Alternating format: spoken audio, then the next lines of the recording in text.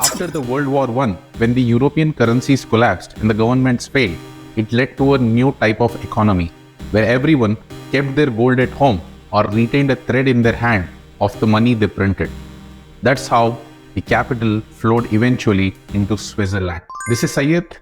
Once again, thank you for joining the channel. Today, you're going to know everything that you never knew about Swiss banks.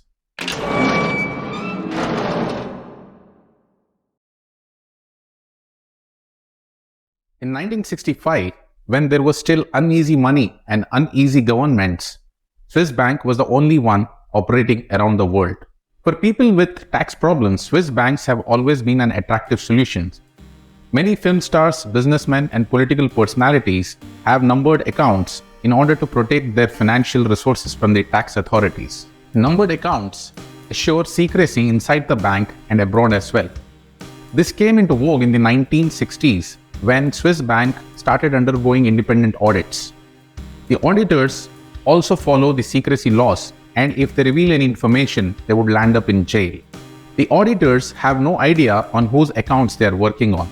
A numbered account does not mean an anonymous account. In Switzerland, the private property has dominant rights over the government. The fiscal system has minimal control. There has been no shift in the strength of Swiss banks in spite of 2 world wars and the Great World Depression. Switzerland is more industrialized than Belgium and Britain.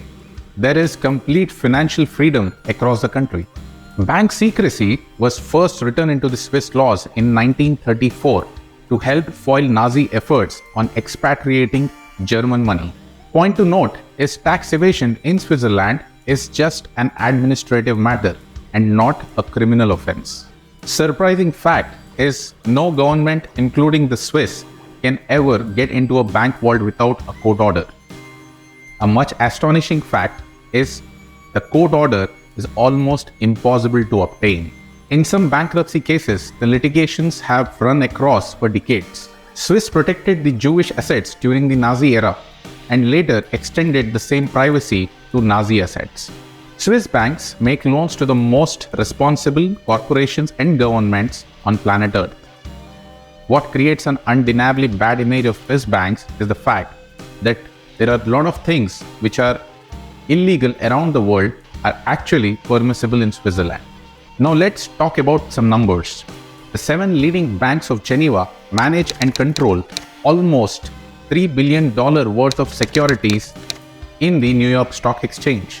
Swiss banks act as both security underwriters and stockbrokers. It is estimated that Swiss banks manage and control approx $40 billion of marketable securities on private accounts, and a similar number is also held in the form of currency and gold in the Swiss bank vaults. The 3 biggest banks, Swiss Credit Bank, Union Bank of Switzerland, and Swiss Corporation Bank, handle the bulk of this.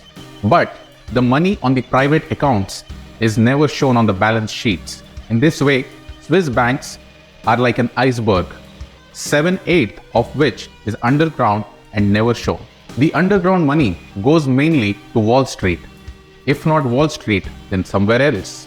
It is against the Swiss civil law for Swiss bank to cooperate with the Swiss government or any other foreign national government on any kind of tax, fiscal or financial kind of matters, unless the investigating matter is a crime within the confederation of the Swiss banks. The only thing that could end the Swiss position in world banking would be a worldwide stability in politics and economy. The world where money can flow the way it is supposed to be, and there are less restrictions, regulations, or confiscation of property. Also, where there is limited or reasonable tax on the rich.